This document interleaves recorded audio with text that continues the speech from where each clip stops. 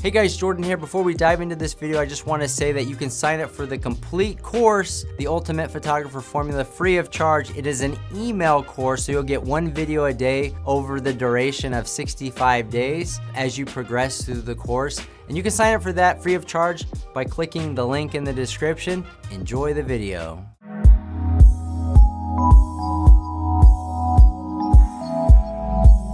Hey guys, in this video we're gonna go over the equipment you need to shoot a Matterport 3D floor plan. Now there are several options in creating a Matterport model. Previously you had to use a Matterport camera, but that's not the case today. You can use a Ricoh 360 camera like the Theta V or the Z1, and you can even create models using an iPhone or an iPad. That being said, the models themselves cost the same regardless of what equipment you choose to shoot with. We opt for the more expensive Matterport cameras because the quality is better and it gives us the opportunity to offer schematic floor plans to our customers. Now in regards to the Matterport cameras, there are several different ones available on the market. They have 4K options, but we opt to use the original MC200 model. We found that the 4K version camera takes up a lot more space on the iPad and it really doesn't enhance the experience all that much. Also, the majority of people are viewing these models on a mobile device where the increased quality isn't very noticeable. Matterport doesn't sell the MC200 model cameras anymore on their website,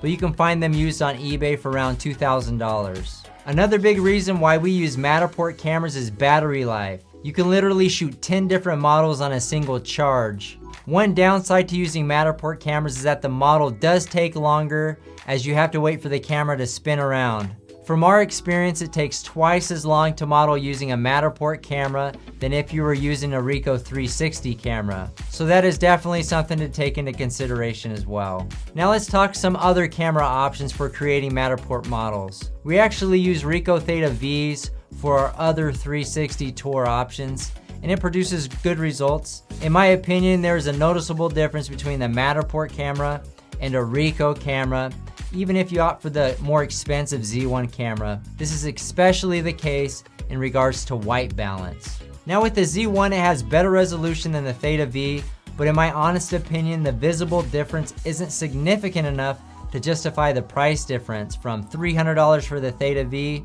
to the $1,000 price tag of the Z1. One thing to keep in mind if you opt for the Ricoh camera is that the battery life isn't very good. If you have multiple shoots in a day, it is a good idea to charge it in your car between shoots. Now, if you want to use the iPad or iPhone, you can, but I don't recommend this option because the quality isn't as good as a 360 camera and it takes a lot more time. Another piece of equipment you're going to need outside of the camera is a nice sturdy tripod. Now, if you're using a Matterport camera, we recommend using the Manfrotto 190X.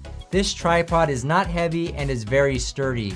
The Matterport camera costs a lot of money, so you're gonna want a good sturdy tripod that's not going to tip over accidentally when shooting. Now from a capturing device standpoint, you can actually do Matterport models on your iPhone or iPad. We recommend using an iPad because you're gonna have to mark windows and mirrors as you go, and it's just a lot easier on a larger display. We also recommend using a faster iPad as transfer speeds from the camera to the iPad are going to be faster. We're currently using iPad Pros. Also keep in mind the capacity of your iPad because Matterport models do take up quite a bit of space.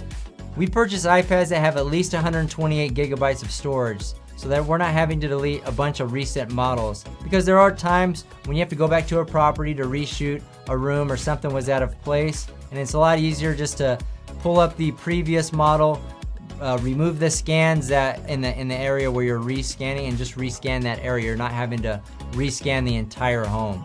Alright guys, that's it for the equipment you need to shoot Matterport models. If our equipment recommendations change, we'll be sure to let you know. If you guys have any additional questions, feel free to reach out. We'll see you guys on the next one.